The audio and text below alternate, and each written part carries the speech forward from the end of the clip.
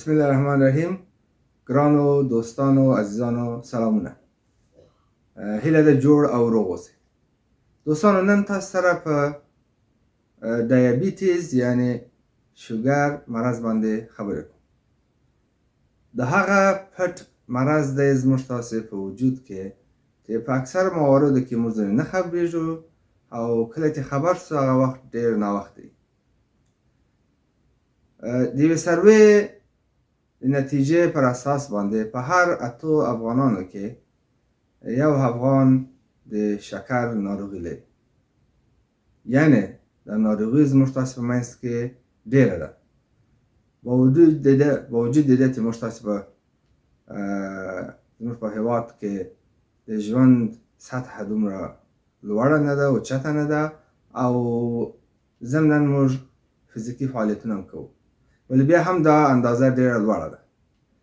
که چیرې په ټول نفوس حساب کړو دا تقریبا زموږ شاوخوا 15 میلیونه نفوس یعنی په شکر ناروغۍ اخته دي.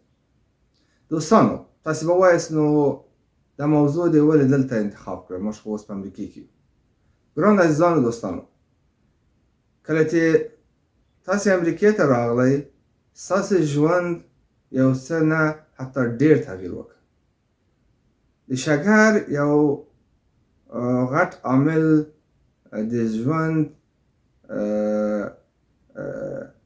د دوی لایف سټایل یعنی د ژوند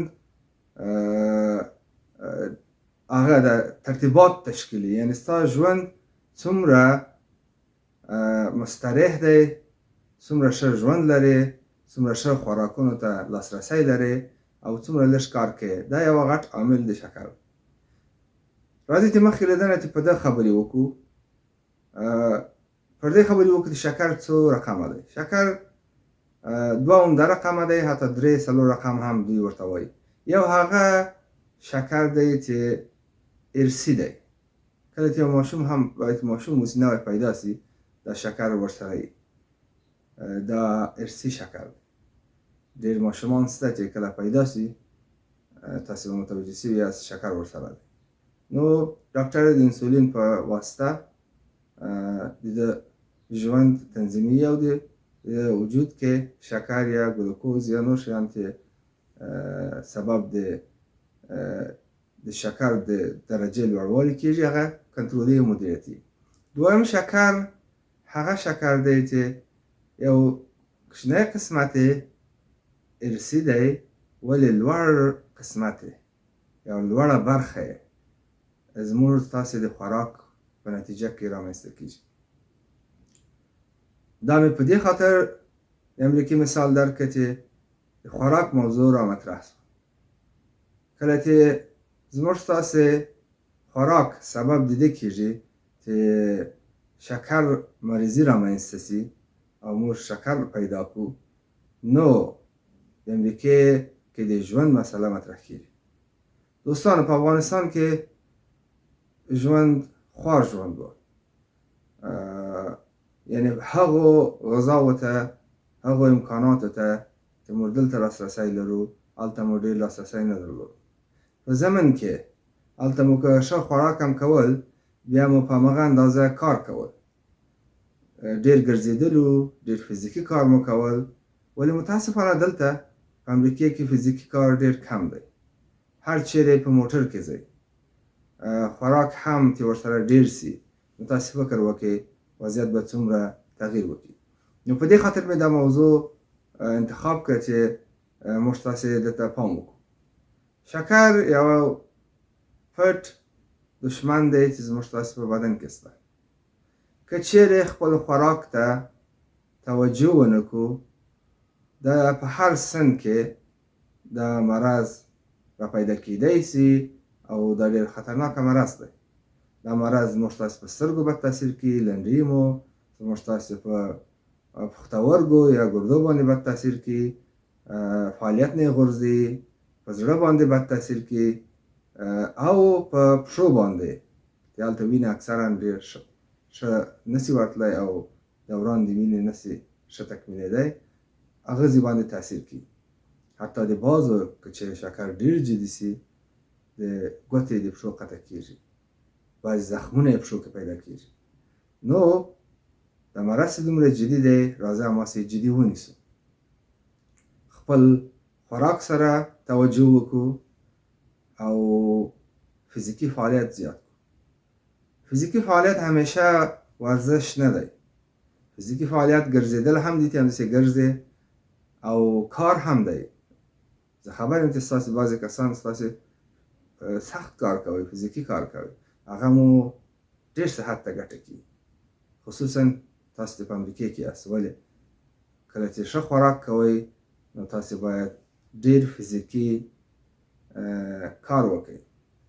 خوراک کې کوم شیان غواړم په ساده ژبه یې ووایم، چې تاسې د کاربوهایډریټ او ګلوکوز د اصطلاحاتو سره مخامخ نه سئ، او دا د تشریح نه کومه. هر هغه شی چې ډېر خواږه لري او هر هغه شی چې کاربوهایډریټ لري، یعنې لکه ډوډۍ. موږ تاسې په رژیم کې، غذایي رژیم کې د دسترخوان پر سر ډوډۍ وچه زیاته وي، وریژې همیشه خورو، سره غوښه همیشه خورو، او خواږه شیان ډېر خورو. خواږه شیان یوازې بوره نه ده. خواږه شیان په میوه‌جاتو کې هم شته، خوږې میوې دي. په خوراکي شیانو کې هم خواږه شیان شته. مثلا فرني خورئ، کلچه خورئ، کیک خورئ، او دا نور شیان. دا ټول هغه شیان دي چې که چیرې بې له حده وخورو، زموږ ستاسې بدن ته ضرر رسوي، او زموږ ستاسې بدن انسولین، یعنې انسولین هغه شی دی چې زموږ ستاسې حجراتو ته انرژي ورکوي. دوستانو، خواږه شیان موږ ولې خوښوو؟ په دې خاطر دا زموږ ستاسې بدن ته انرژي ورکوي، او زموږ دماغ ته انرژي ورکوي، اعصاب مو قوي کېږي، مغز مو ښه کېږي. ولې؟ که چیرې زموږ ستاسې د بدن انسولین له منځه ولاړ شي، بدن ته مو بې له حده خواږه داخلېږي، او دا خواږه په وینې کې پاتېږي، او دا سبب کېږي دا پروسس نشي او دا په انرژي بدل نشي. په دې خاطر تاسې به متوجه شوي یاست، هر هغه څوک چې شکر مرضي لري، هغه ډېر تشناب ته ځي، نو ډېر باول یې کوي او ادرار ډېر کوي. علت یې همدا دی چې وینه کې خواږه وي، او دا خواږه باید له ګردو لخوا تخلیه شي تر هغو چې په بدن باندې فشار ونیسي. بنابراین دوستانو، خپل صحت ته ډېره توجه وکړئ. هماغومره چې کار ته توجه کوئ، درس ته توجه کوئ، عبادت ته توجه کوئ، هماغومره خپل صحت ته هم توجه وکړئ. که مو صحت خراب وي، بیا نه عبادت کولی شئ، نه کار کولی شئ، نه درس ویلی شئ، او نه هم نورو اجتماعي او ټولنیزو کارونو ته رسیدګي کولی شئ. ساده ژبه به یې درته ووایمه، کله چې تاسې خوراک کوئ، خپل بشقاب مو، خپله کاسه مو دوه قسمته تقسیم کړئ. نیمایي خوراک مو باید شنه خواړه اوسي، یعنې سبزیجات اوسي، ترکاري باب اوسي. نیمایي بل پروتین اوسي، غوښه اوسي، وریژې اوسي، لوبیا اوسي، نخود اوسي، او نور هغه شیان چې تاسې خورئ. ما په وخت کې برنامو کې ویلي چې پروتین هم نباتي دي هم حیواني دي. کیدای شي تاسې له نخودو نه، لوبیا نه، له ماهي نه، سپینه غوښه ده، له چرګ نه هم پروتین لاسته راوړئ. کولی شئ د پسه او د غویي غوښه نه هم. بناهن خپل رژیم په همده شکل جوړ کړئ تر هغو تاسې له شکر سره مخامخ نه شئ. شکر په ښځو کې د حامله داري هم پیدا کېږي، او دا په بعضو ښځو کې که چیرې خپل صحت ته توجه ونه کړي ډېر زیاتېږي، او سبب د مرګ د ښځو کېږي.